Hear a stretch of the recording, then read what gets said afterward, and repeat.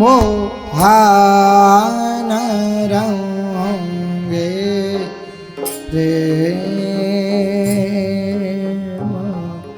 सुरंग।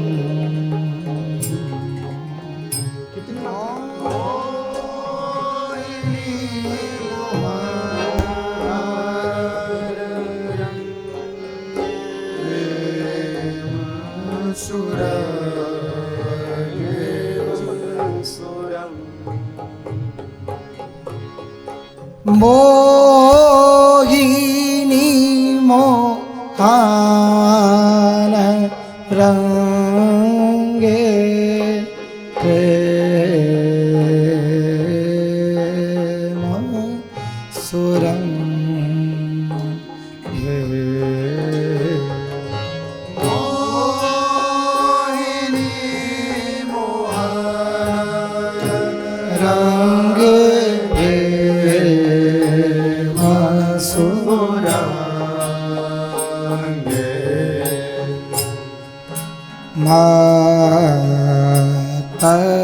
मातमुदिता कल नाचत सुदांगे। मातमुदिता कल नाचत सुधांगे।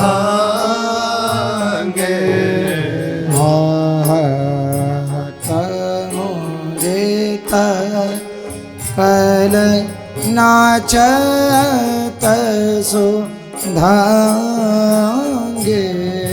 मातमुदिता कल नाचत सुधांगे।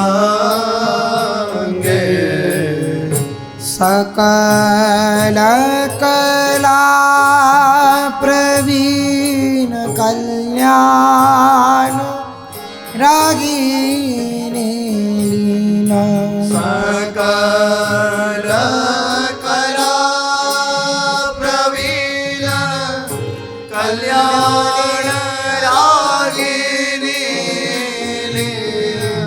कहत ना बने माधुरी अंग अंगे। कहत न बने माधुरी अंग अंगे। सकल कला प्रवीण कल्याण रागिनी लीना। कहत न बने माधुरी अंग अंगे। सकल कला प्रवीण कल्याण रागिनी लीना। कहत न बने माधुरी अंग अंगे। तरानी तनयाति प्रविद सखी समीर। तरानी तनयातिर त्रिवेद सखी समीर। त्रिवेद सखी समीर। त्रिवेद सखी समीर। मानो मुनि व्रत धरो कपोति कोकिला तीर। मानो मुनि व्रत धरो कपोति कोकिला तीर। तेरी तारानी तनयाति त्रिविध सखी समी त्रिविध सखी समी मानो मुनि व्रत धरो मानो मुनि व्रत धरो अपोती को केला तरणी तनया तीर्थ वेद सखी समीर त्रिवेद सखी समीर मानो मुनि व्रत धरो मानो मुनि व्रत धरो कपोती को खिलाए नागरी नाव किशोर में तो नामनसी चोर नागरी नव किशोर मिथुन मनसी चोर सरस गावत दो मंजूर मंदर घोर सरस गावत दो मंजूर मंदर घोर नागरी नव किशोर मिथुन मनसी चो सरस गावत दो मंजूर मंदर घोर नागरी नव किशोर मिथुन मनसी चोर सरस गावत दो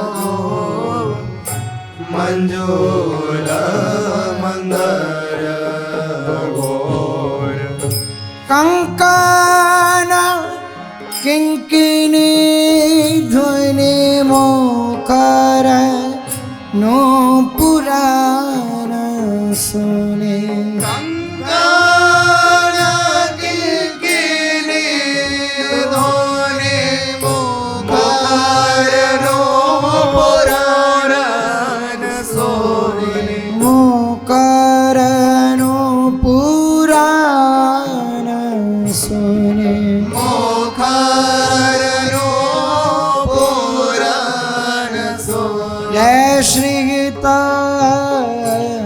हरिवंश रस बरस नव धरुनि जय श्री गीता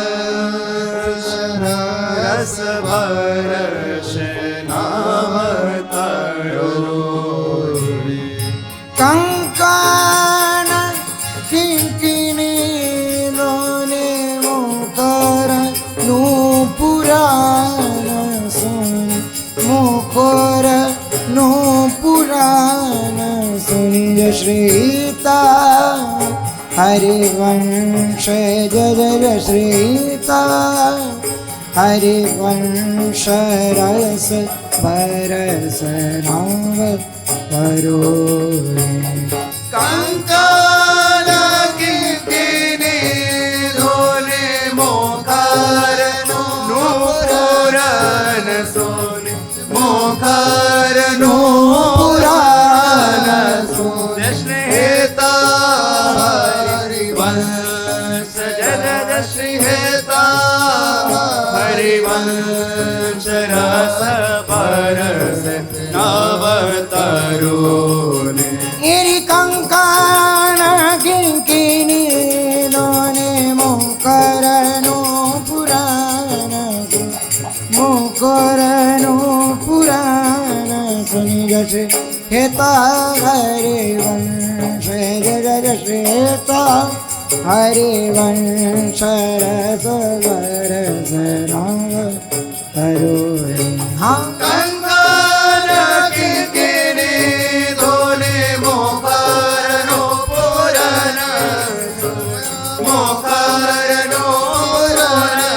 सुनि श्रेता हरे वंश जय जय श्रेता हरे वंश रस बरस नावतारो तेरी मोहिनी मोहन रंगे प्रेम सुरंग मात मुदिता कल नाचत सुरंग मोहिनी मोहन रंग प्रेम सुरंग मात मुदित कल नाचत सुरंग तेरी मोहिनी मोहन।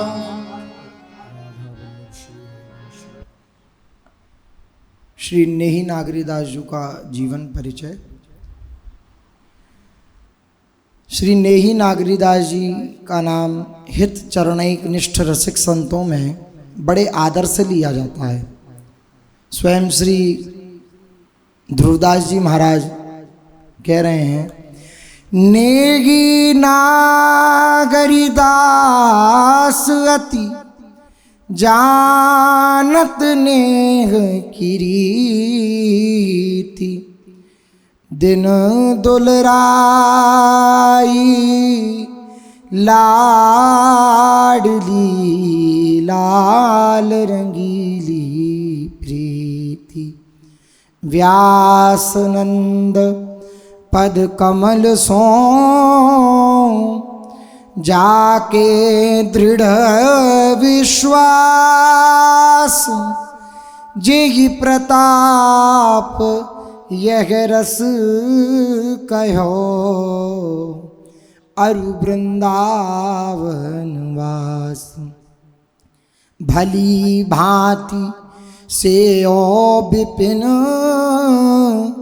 तज बंधुन सोगेत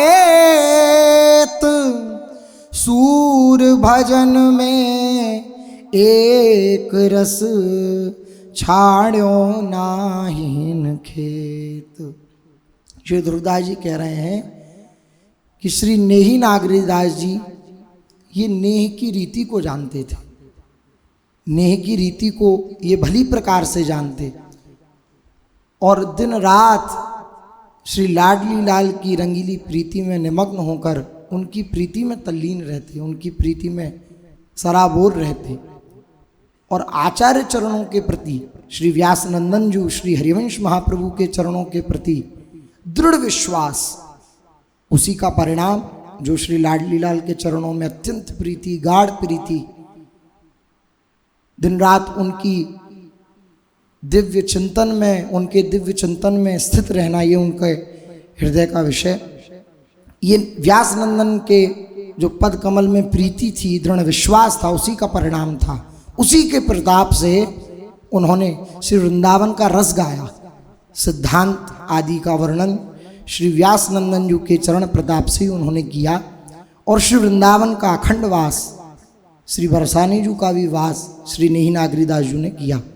भली भांति से ओ विपिन, भली प्रकार से श्री वृंदा विपिन का सेवन किया। भली प्रकार अर्थात सबकी आशा को त्याग कर, सब बंधु बांधवों का विच्छेद करके श्री वृंदावन धाम का आश्रय केवल श्री लाडली लाल जी के भरोसे पर किया। ये भली प्रकार से वृंदा विपिन का सेवन श्री नेही नागरीदास जी ने किया। सूर भजन में एक रस, भजन में सूर डिगने वाले नहीं,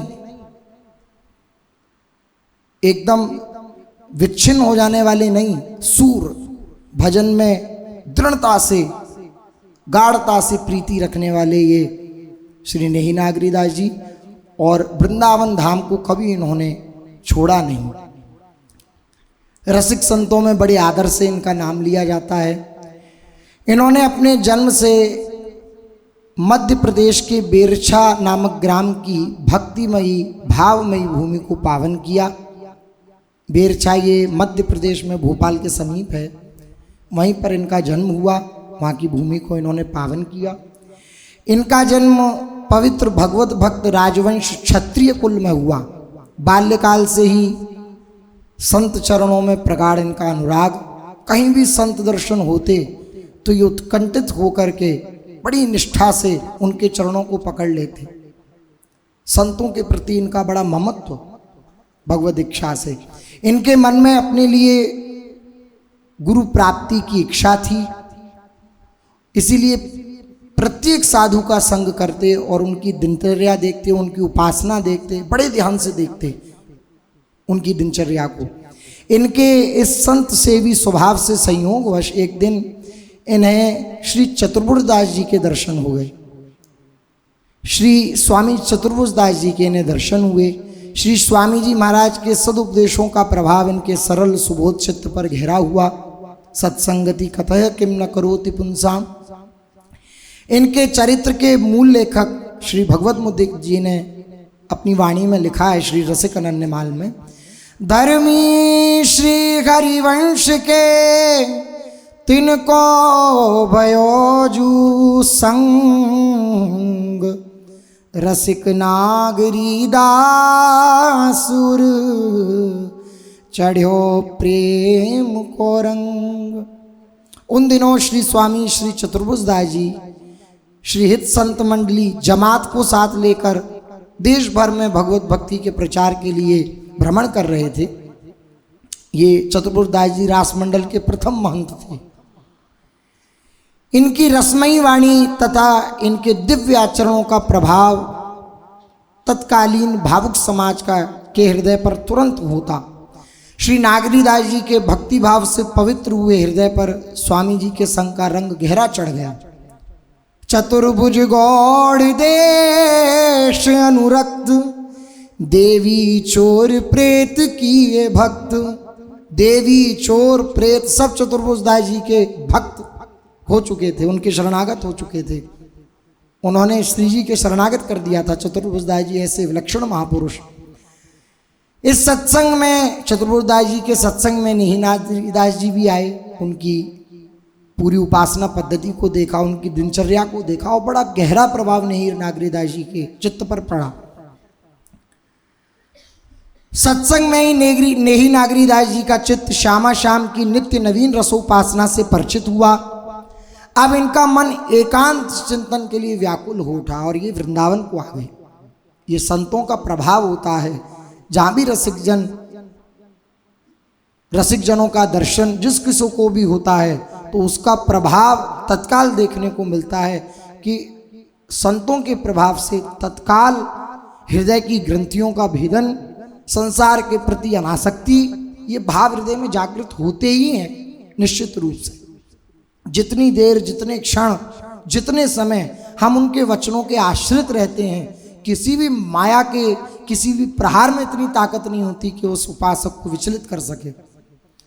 अब निहिनाद्रि दास जी के हृदय पर बड़ा गहरा प्रभाव पड़ा और निष्ठा बन गई कि अब तो इसी रसोपासना में मुझे आगे बढ़ना है। अब जब आगे बढ़ना है तो अब वहाँ रह करके तो पूरा प्रावधान बन नहीं पा रहा, कैसे उस रसोपासना में चित्त दें। तो वृंदावन के प्रति लालसा जागृत हुई, वृंदावन की ओर ये आ गए। इनके साथ इनकी भावज भागमती भी आई। उनका हृदय भी विरक्त एवं हरि भक्ति से परिपूर्ण। वे अपनी सच्चरिता के लिए बहुत प्रसिद्ध थीं। वृंदावन पहुंचकर इन्होंने श्री हिताचार्य चरण महाप्रभु के पुत्र, उन्हीं के अंश गोस्वामी श्री, उन्हीं के स्वरूप गोस्वामी श्री वनचंद्र महाप्रभु जी के चरणों में शरणागति ग्रहण की। जो धन घर से लाए थे वे सब कुछ गुरुदेव की सेवा में, श्री जी की सेवा में, साधु सेवा में लगा दिया। धन संग्रही वृत्ति से भी निश्चिंतता प्राप्त कर ली। वृंदावन वास का जो श्री ध्रुवदास जी ने कहा, भली प्रकार से ओ विपिन, भली प्रकार से इन्होंने वृंदावन को का सेवन किया। ये भली प्रकार यही है, किसी की आशा ना रखना। ना धन की ना जन की, किसी की नहीं, केवल इष्ट गुरु की आशा ही रखना, यही भली प्रकार से वृंदावन का सेवन करना है। तो जो धन लेकर के आए थे, कहीं वह वृत्ति बनी ना रहे कि ये धन मेरे पास है, इससे मैं अपना जीवोपार्जन करूंगा। तो उस धन को भी संत सेवा में, श्री जी की सेवा में, गुरु के चरणों में समर्पित कर दिया। वृंदावन के अनन्य निष्ठ विरक्त समुदाय में इनका नाम प्रमुखता से लिया जाने लगा। इनके जीवन का आधार श्री हितरिवंश महाप्रभु जी की वाणी, श्री हित 84 जी, ये इनका जीवन का आधार था। नव दंपत्ति विहार, इस नवदंपति विहार के विचार में इनका जीवन घुल मिल गया था। श्री हित महाप्रभु की वाणी में ही इनके तन मन प्राण तन्मय से हो गए। हितवाणी के अतिरिक्त और कुछ सुनना और कुछ बोलना और कुछ मनन करना बिल्कुल इन्हें प्रिय नहीं लगता। ये हित आचार्य चरण के प्रताप से इनके हृदय में हितवाणी के प्रति आसक्ति जागृत हुई। अब ना कुछ बोलना अच्छा लगता है, ना कुछ सुनना अच्छा लगता है, ना कुछ चिंतन करना अच्छा लगता है। कैसी अद्भुत स्थिति इनके समर्पण से इन्हें प्राप्त हुई कि कुछ सुनना, कुछ बोलना, कुछ चिंतन करना इन्हें अच्छा नहीं लगता। केवल महाप्रभु की वाणी, बस उसी का चिंतन। प्राण रम रहे हरिवंश वाणी, जैसे सेवक जी कहते हैं, ऐसा इनके जीवन में भी चरितार्थ हुआ। प्राण हरिवंश वाणी में तल्लीन। प्रातः काल चतुरासी जी की पाठ करते और कोई एक पद को पढ़ते और दिन रात उसी एक पद की भावना में छके रहते। कोई एक पंक्ति फंस जाती, बस उसी पंक्ति में दिन रात डूबे रहते।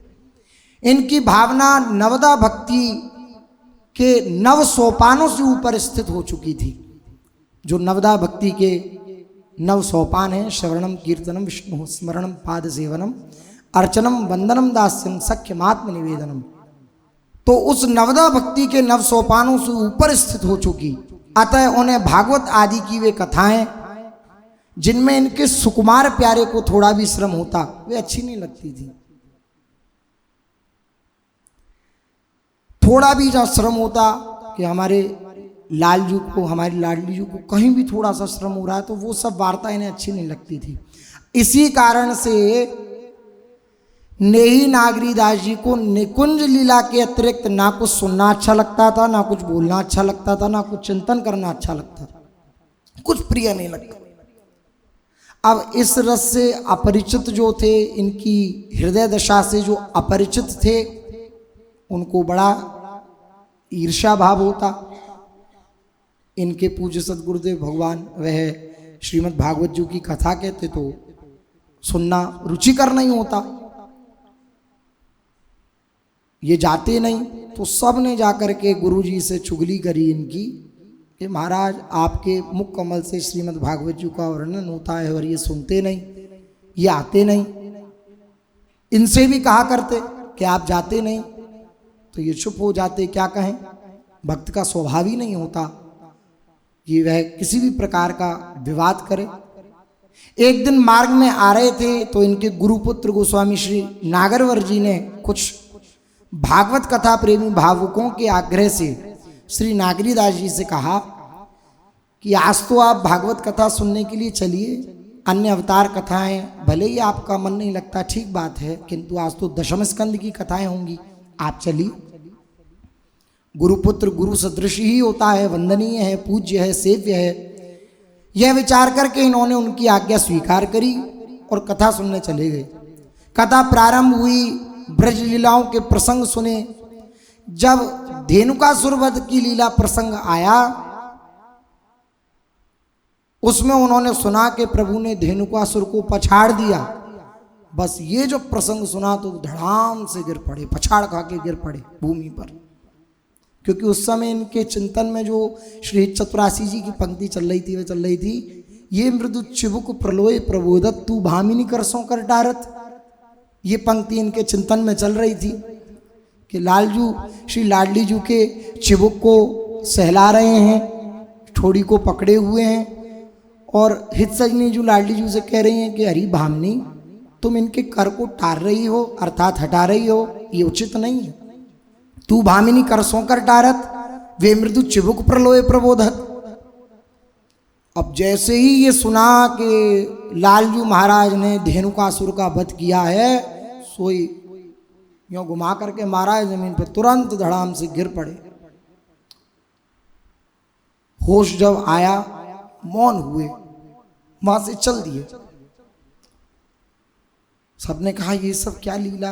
गोस्वामी जी ने फिर दोबारा बुलाया। गोस्वामी जी महाराज ने, गोस्वामी जी तो जानते ही थे, उनके गुरुदेव जानते ही थे इनकी स्थिति के विषय में, लेकिन सबको दिखाने के लिए सबके सामने पूछा, नागरीदास इतनी सुंदर भगवत चरित्र चल रहा था, इतनी सुंदर भगवत लीला चल रही थी, और आपने ये विक्षेप उत्पन्न किया, धड़ाम से आप गिर पड़े, क्या कारण है इसका, आप बताइए हमें।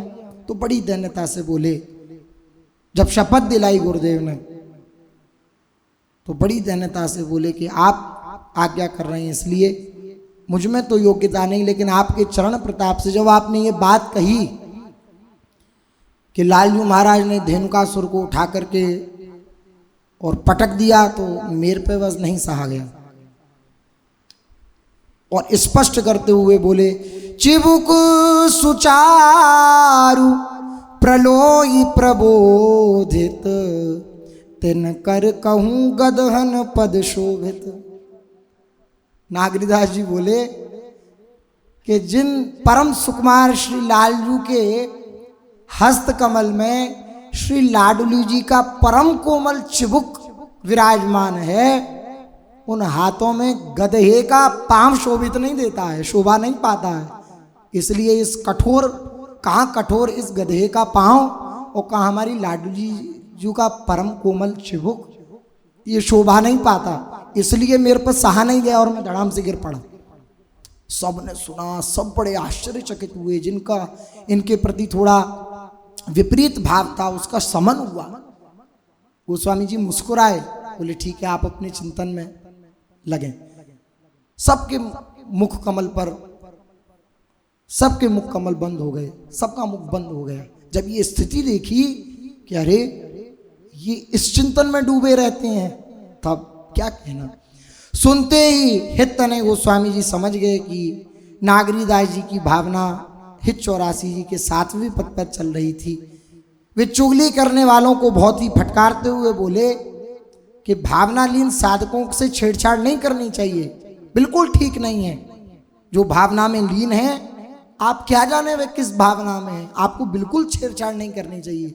वे जैसे जिस प्रकार से रह रहे हैं उनको बिल्कुल किसी भी प्रकार की चेष्टाएं करके उनको परेशान न किया जाए।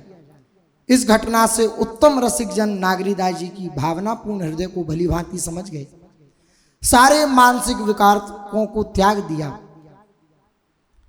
सब सोहित निष्काम मति वृंदावन विश्राम, राधा वल्लभ लाल को हृदय ध्यान मुख नाम के अनुसार हित महाप्रभु प्रदर्शित भावनाओं में इनका चित्त रंग चुका।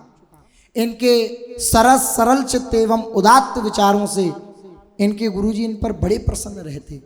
गुरुदेव तभी प्रसन्न होते हैं जब हमारा चित्त श्री प्रियालाल के चरणों में, उनके आश्रय में रहता है, तो गुरुदेव को प्रसन्न नहीं करना पड़ता, वे अपने आप प्रसन्न हो उठते हैं। अन मांगे सब मिले, श्री भगवत ऋषिदेव जी ने कहते हैं कि उनकी आज्ञा में रहें तो कुछ मांगना नहीं पड़ता, अनमांगो सब मिले। जितना भी गुण, जितना भी भेद है श्री निकुंज का, इस संसार का जो भी कुछ जड़ चैतन्य की ग्रंथि है, वे बिना मांगे जो कुछ भी आवश्यक है हमारे मार्ग के लिए, वे बिना मांगे मिल जाता है, मांगना नहीं पड़ता। गुरुदेव बड़े प्रसन्न रहते। लेकिन कुछ लोगों को इनके दिनों दिन बढ़ते भजनोत्कर्ष का को देख करके बड़ी जलन होती। प्रभु की लीला ऐसी है। इस नेही को कोई भी पराया नहीं लगता था, क्योंकि प्रेमी को कोई भी पराया नहीं लगता। नागरीदास जी को कोई पराया नहीं लगता था, सब अपने लगते थे। एक दिन प्रातः काल जब आप श्री हित 84 जी के 49वें पद की भावना कर रहे थे, देख सखी राधा पिय के लिए दो खोरी खिरक गिरी गहवर, बिहरत कुमर कंठ बुझमेली। तो पद में गहवर वन की लीला भावना से प्रवाहित होकर आप बरसाना ग्राम गहवर वन में जाकर पर्वत मानगढ़ की ऊपरी गुफा में निवास करने लगे। वहां के मनोहारी दृश्यों ने इनके मन को वश में कर लिया। गहवर वन के चारों ओर हरी भरी लताओं में चाहे जब शाम आ जाते तो कभी श्री श्यामाजू आ जाती, कभी दोनों गलवैया दिया आ जाती, कभी फूल लेने, कभी नए नए खेल खेलने युगल किशोर पधारते रहते। पर्वत पर निवास करते इन्हें बिना भोजन के 3 दिन व्यतीत हो गए उसी चिंतन में। ये दो खोर खिरक गिरी गहवर बेहरत कुंवर कंठ भुज मेली, इस चिंतन में 3 दिन व्यतीत हो गए।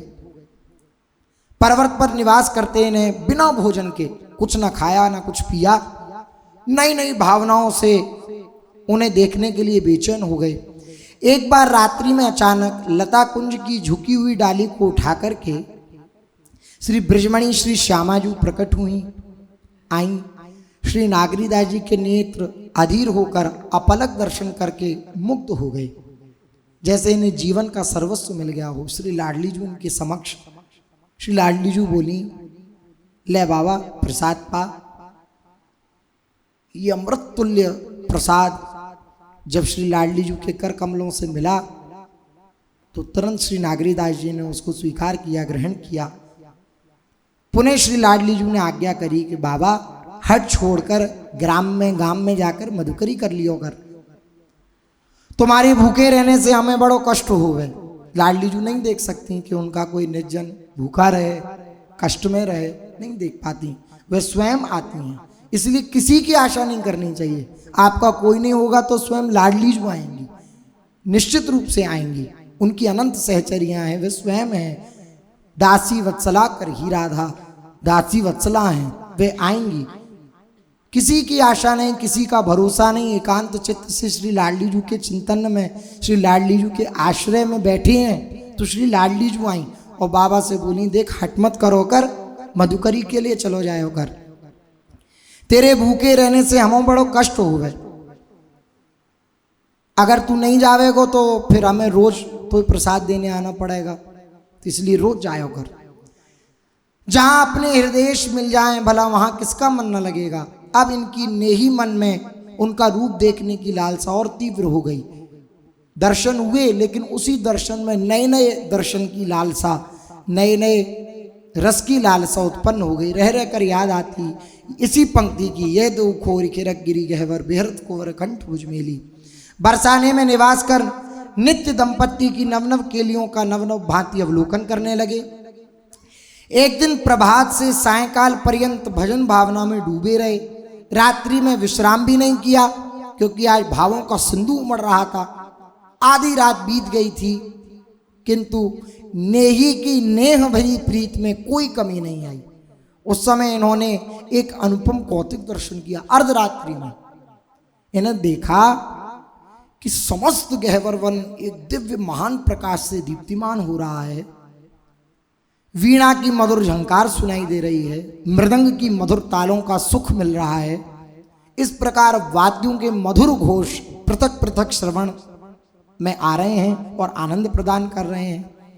सखी गणों के अनंत कंकण, अनंत किंकणियां, अनंत नूपुरों का शब्द समस्त वन में गूंज रहा है। हर वृक्ष, हर लता, हर गुल्म से आनंद टपक रहा है, ऐसा प्रतीत हो रहा है मानो। इस दिव्य दर्शन आनंद से विमूर्छित होकर वे गिर पड़े। तब प्रीति विवश श्री लाडली जी ने अपनी महामधुर वचन माधुरी से इन्हें सींचते हुए सचेत किया, उठ नागरीदास। और प्रियाजू बोली कि हम प्रतिदिन इसी गहवर वन में अर्धरात्रि में विचरण करती रहती हैं। तुम में प्रीति अधिक देखी हमने, सखियों सहित दर्शन दिया आपको।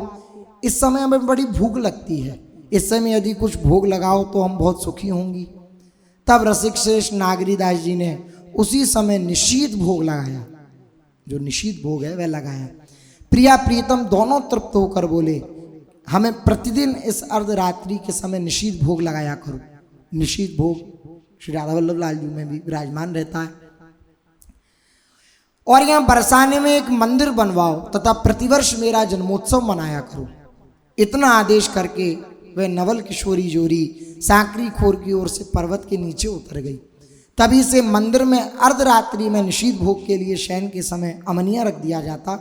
वहाँ मंदिर भी बनवाया गया तथा प्रतिवर्ष श्री लाडली जी का जन्मोत्सव बड़ी धूमधाम से मनाया जाने लगा। वह आज भी मनाया जाता है। इनके यहाँ उत्सव के आनंद में वस्त्र आभूषण समागत याचकों को बिना किसी भेदभाव के सभी को दिया जाता। भोजन प्रसादी भी उसी प्रकार उदार वृत्ति से सबको पवाई जाती है। एक दिन इनके यहाँ एक चोरी चोर करने आया कि बाबा जी के यहाँ बहुत सब प्रभाव है, बहुत ऐश्वर्य है, चलो उनके यहाँ चोरी करके आते हैं।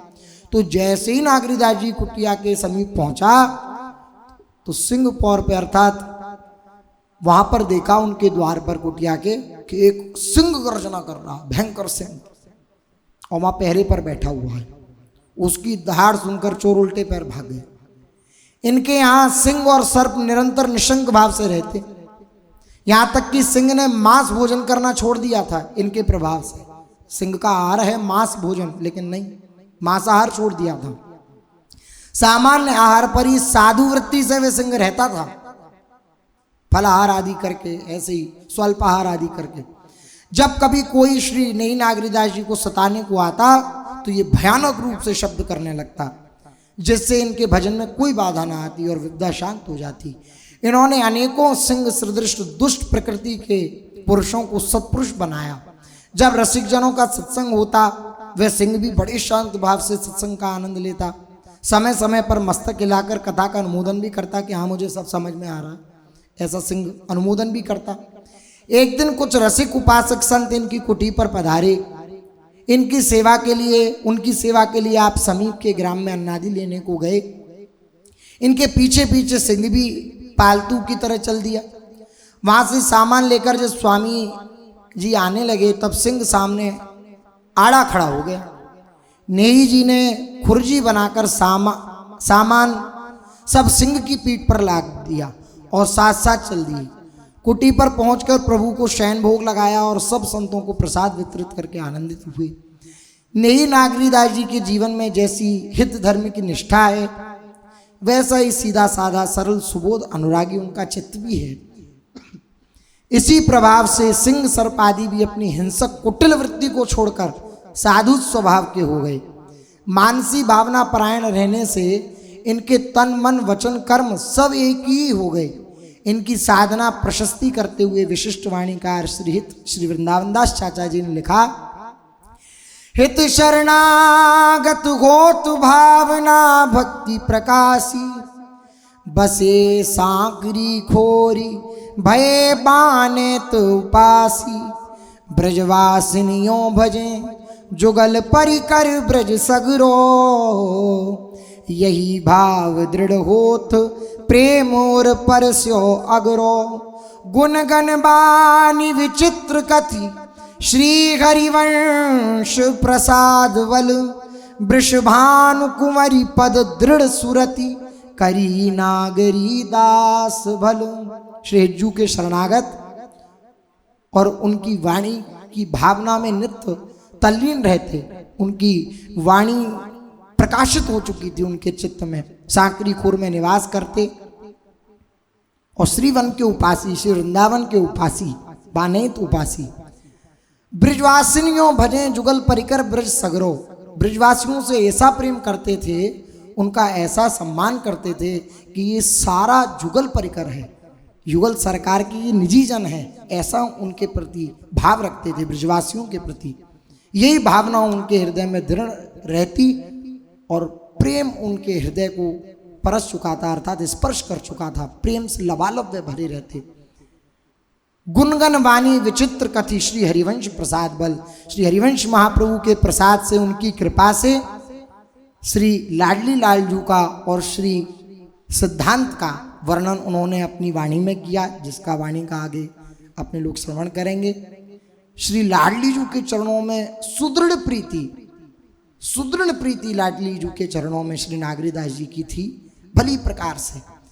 श्री हरिवंश चरणों की अनन्य निष्ठा तथा उनकी वाणी के गांभीर्य मर्म को प्रकट करते हुए, चरित्र की झांकी करते हुए कहते हैं, श्री हरिवंश चरण दृढ़ अटकी मति अरबी लो, श्री हरिवंश चरण दृढ़ अटकी मति अरबीली, अक्षर रस को गहर गूढ़ बानी गरबीली, लाल लड़ेती दरस चाह जिन यह व्रत लीनो, त्याग दियो जलपान कृपा निधि दर्शन दीनो, रजो बरस गांठ उत्सव कुंवरी, जुगल रहस पाई लबदी, श्री नागरी दास रस भजन हद, गुरु मार्ग नेही अवधि। नेह की अवधि, रस भजन की हद श्री नेही नागरीदास जी श्री हरिवंश महाप्रभु के चरणों में प्रीति दृढ़ रूप से अटक चुकी थी। अक्षर रस को गहर गुण बानी गर्वीली, ये जो दिव्य प्रियालाल के स्वरूप जो ये दिव्य वाणी के अक्षर हैं, ये रस से भरे हुए हैं। अक्षर रस को गहर गूढ़ बानी गर्वीली, गर्वीली ये वाणी गूढ़ परम गूढ़, बड़ी अद्भुत वाणी श्री नेही नागरीदास जी की।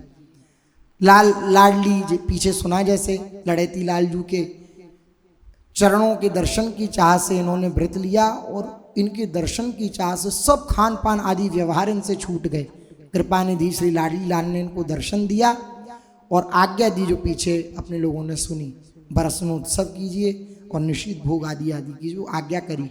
चाचा श्री वृंदावन दास जी कृत रसिक अनन्य प्रचावली में ये वर्णन है।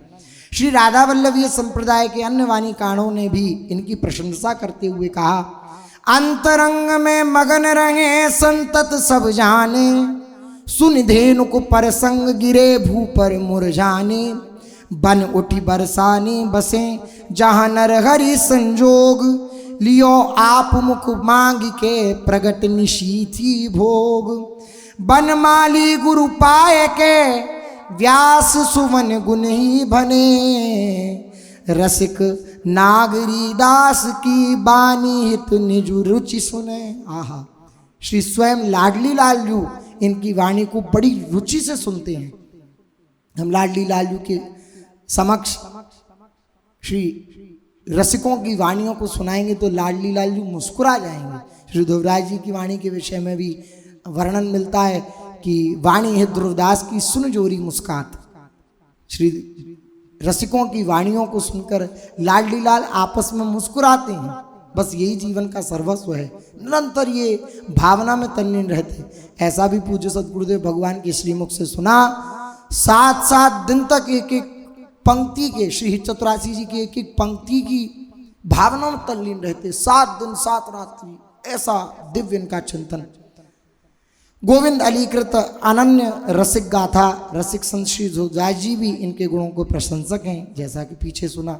इनके चरित्र के उपसंहार में श्री भगवत मुदित जी ने कहा है कि इन्हें द्वितीय सेवक के समान माना है। जैसे श्री सेवकजू महाराज ये द्वितीय सेवक के समान श्री नेही नागरीदास जी को माना है। हित धर्मिन में उत्तम निबट्यो, मनहु दूसरो सेवक प्रगट्यो, चरित अनंत कहाँ लगी गाऊं, गुण सागर को अंत ना पाऊं। अनंत चरित्र है भक्तों का, जैसे प्रभु का अनंत चरित्र है ऐसे ही प्रभु के भक्तों का अनंत चरित्र है। अनंत गुणों के सागर, इनका अंत कहाँ कोई पा सकता है। ये दूसरे सेवक के समान प्रकट हुए। इस प्रकार इनके चरित्र से अनन्य धर्म की दुर्लभ स्थिति स्पष्ट होती है तथा प्रियतम की प्राप्ति कितनी तादात्म्य वृत्ति से होती है ये सुस्पष्ट है। ऐसा इनके चरित्र का वर्णन हुआ। अब चाचा श्री वृंदावन दास जी ने श्री नागरीदास जी की रहनी के विषय में जो दिव्य पद लिखा है उस पद का अपन लोग श्रवण करते हैं।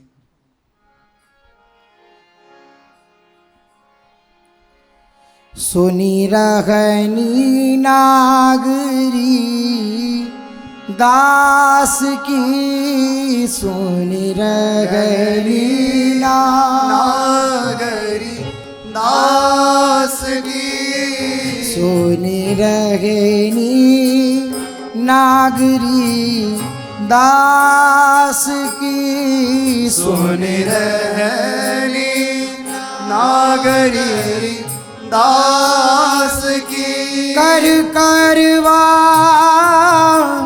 गुदर तन जीरन, कर करवा गुदर तन जीरन, एरी मधुकर वृत्ति पुनि तासुकी, मधुकर वृत्ति पुनि तास की, सोनी रहनी नागरी दास की सुनि रहनी नागरी दास की। तेरी महाविकट वैराग लही जिन संपत्ति रास विलास की। महाविकट वैराग लही जिन संपत्ति रास विलास की। युगल रहसी भावना परायण युगल रहसी भावना परायण। मनुअली दंपति पास की। मनुअली दंपति पास की। सोनी रगनी नागरी दास की। सुनि रहनी नागरी दास की। तेरी गिरी कंदरा रहे वन गहवर। गिरि कंदरा रहे वन गहवर। जग मन व्रति निराश की। जग मन वृत्ति निराश की। तेरी सिंह सर्प जिनके डिंग खेले। सिंह सर्प जिन के डिंग खेले। रंचक संकना तास की। रंचक संकना तास की। सोनी रहनी नागरी दास की। सुनि रहनी नागरी दास की। यहाँ बिना आहार 3 दिन बीते। बिना आहार 3 दिन बीते। हाँ दरसी मणि ब्रजवास की। दरसी मणि ब्रजवास की। तेरी दियो प्रसाद तक्र पुनि बोली। दियो प्रसाद तक्र पुनि बोली। हाँ बोलनी परम हुलास की। बोलनी परम हुलास की। सोनी रहनी नागरी दास की। सुनि रहनी नागरी दास की। तेरी मांग खाए नित यहाँ को लावे। मांगी खाए नित यहाँ को लावे। हाँ तजी हटी बैठनी आस की। तजी हटी बैठनी आस की। लेत प्रसाद प्रेम अति सरस्यो। लेत प्रसाद प्रेम अति सरस्यो। हाँ भई मति विपुल प्रकाश की। भई मति विपुल प्रकाश की। सुनी रहनी नागरी दास की। सुनि रहनी नागरी दास की। यहाँ जान्यो चरित कुंवरी को जब तब। जान्यो चरित कुंवरी को जब तब। बानी भई आकाश की बानी भैया आकाश की कर विस्तार जन्म लीला सुधी कर विस्तार जन्म लीला सुधी आठे भादो मास की सुधी आठ भादो मास की सोनी रहनी नागरी दास की सुन रहनी नागरी दास की हाँ लली जन्म सोहिलो प्रगट भयो लली जन्म सोहिलो प्रगट भयो वाणी फुरी अन्यास की वाणी फुरी अन्यास की वृंदावन गीत व्यास सुवन दई वृंदावन हित व्यास सुवन दई हाँ खोली लबदी रस खास की खोली लबदी रस खास की सुनी रहनी नागरी दास की सुन रहनी नागरी दास की नागरी दास की नागरी दास की